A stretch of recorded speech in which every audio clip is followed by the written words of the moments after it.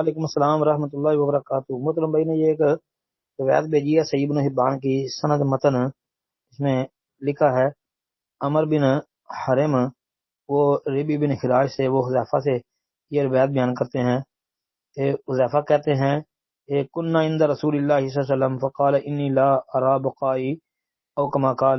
مطلب اس کا ترجمہ بھی لکھا ہے کہ حضرت حذیفہ رضی اللہ عنہ بیان کرتے ہیں کہ ہم لوگ نبی اکرم علیہ السلام کے پاس موجود تھے، آپ علیہ السلام نے ارشاد فرمایا میرے خیال ہے اب تمہارے درمیان میری موجودگی تھوڑے ہی عرصے کے لیے رہ گئی ہے تو تم میرے بعد ان لوگوں کی پیروی کرنا۔ نبی اکرم علیہ السلام نے حضرت ابوبکر حضرت عمر کی طرف اشارہ کرتے ہوئے فرمایا اور تم عمار کی ہدایت پر عمل پیرا ہونا اور جو چیز عبداللہ بن مسعود تمہیں بیان کرے اسے قبول کر لینا۔ ہاں جی، یہ سند جو ہے نا، یہ آپ نے جو بھیجی ہے ابن حبان والی، یہ تو ضعیف ہے کیونکہ اس میں سالم المرادی ہے۔ سالم المرادی کے متعلق آپ کا بھیجا ہوا سکین جو ہے اس کے نیچے بھی کافی بحث لکھی ہے، لیکن صحیح بات یہی ہے کہ یہ سالم المرادی جو ہے یہ ضعیف راوی ہے۔ اس سے مراد سالم بن عبد الواحد المرادی بھی ہے اور ابن العلاء المرادی بھی ہے، ابو العلاء بھی ذکر کیا گیا ہے۔ کئی اس حوالے سے باتیں ہیں تو جو بڑے ائمہ محدثین ہیں انہوں نے اس کو ضعیف ہی قرار دیا ہے۔ اور پھر بڑی بات یہ کہ امام عقیلی رحمۃ اللہ علیہ جو ہیں انہوں نے سالم المرادی کے ترجمے کے اندر اس روایت کو بھی ذکر کیا ہے۔ اس روایت کو انہوں نے یہی حذیفہ رضی اللہ عنہ روایت کو انہوں نے ذکر کیا ہے سالم المرادی کے ترجمے میں۔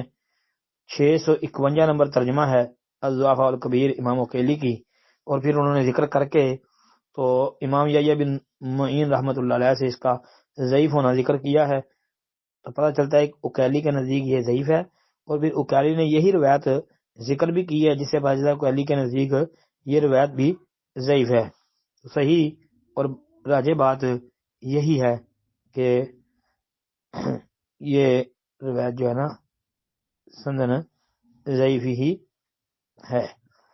پھر مسند احمد کے اندر بھی یہ روایت موجود ہے اور مسند احمد کے محقق نے بھی اس روایت کے اوپر ضعف کا حکم لگایا ہے۔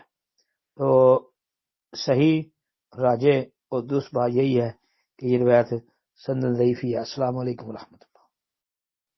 وعلیکم السلام ورحمۃ اللہ وبرکاتہ۔ محترم بھائی نے یہ وائس بھیجی ہے اور ساتھ یہ لکھا بھی ہے کہ جو بندہ وطر پڑے بغیر صبح کر لیتا ہے تو اس پر 70 ہاتھ لمبی ذلت محرومی اور غفلت کی رسی ڈال دی جاتی ہے۔ اچھا جی، اب محترم بھائی بات یہ ہے کہ وطر کی نماز پڑھنی ضرور چاہیے، اس کی بڑی تاکید آئی ہے، نبی علیہ الصلوۃ والسلام اس کو ترک نہیں کرتے تھے تو ضرور پڑھتے تھے، بلکہ بعض صحابہ کو وصیت بھی کی، جس طرح ابو ہریرہ رضی اللہ عنہ ہے کہ سونے سے پہلے وطر پڑھ لیا کرو، صحیح بخاری کے اندر ہے۔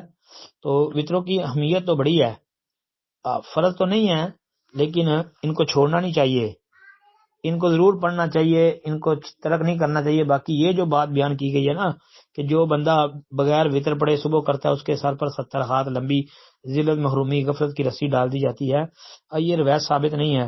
یہ روایت بیان کی جاتی ہے مصنف عبدالرزاق میں کہ من اصبح علی غیر وطر اصبح علی راسہ جریر قدر 70 ذراعا۔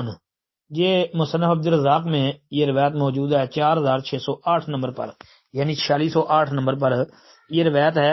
ایک تو امام عبدالرزاق کی تدلیس ہے اس سند میں، اور دوسرا یہ سفیان ثوری جو ہے نا اس کا بھی اننا ہے، تو لہذا یہ ضعیف ہے۔ البتہ حافظ ابن حجر اسقلانی رحمۃ اللہ علیہ نے یہ روایت سنن سعید بن منصور کے حوالے سے یہ فتح الباری میں ذکر کی ہے، لیکن اس میں بس یہی ہے کہ ان دا سعید بن منصور بسند جید ان ابن عمر، لیکن یہ سنن سعید بن منصور والی روایت فی الوقت میرے سامنے نہیں آئی کہ اس کی سند کا دیکھا جا سکے۔ البتہ غالب گمان یہی ہے کہ سنن سعید بن منصور والی سند جو ہے نا وہ بھی سفیان ثوری کی تدلیس کی وجہ سے ضعیف ہی ہے۔ السلام علیکم ورحمۃ اللہ وبرکاتہ۔